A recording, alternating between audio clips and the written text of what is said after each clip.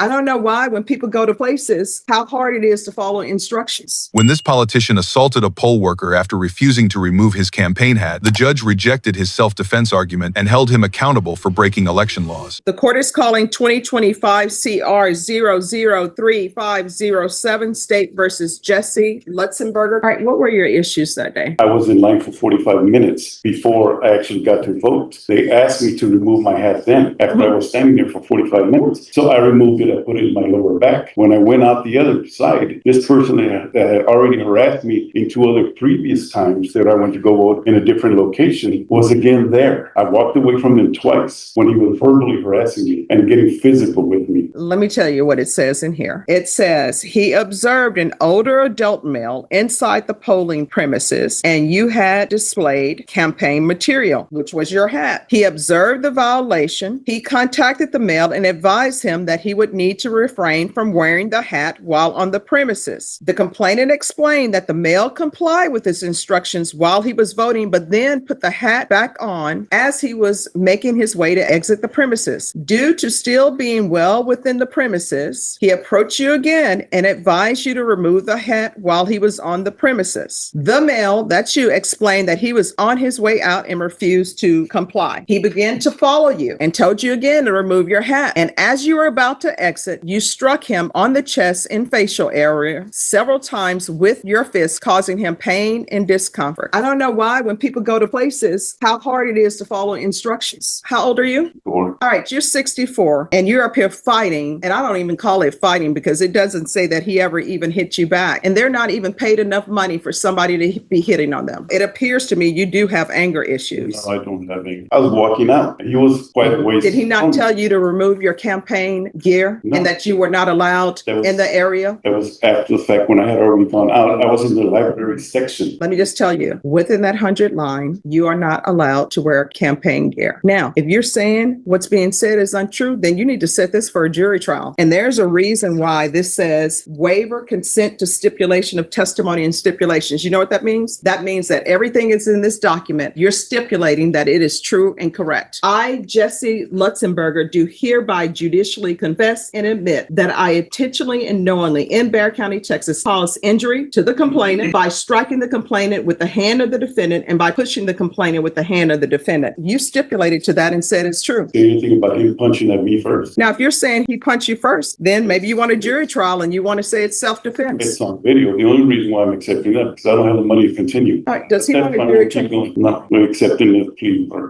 There's going to be a $500 fine, 2 years deferred adjudication.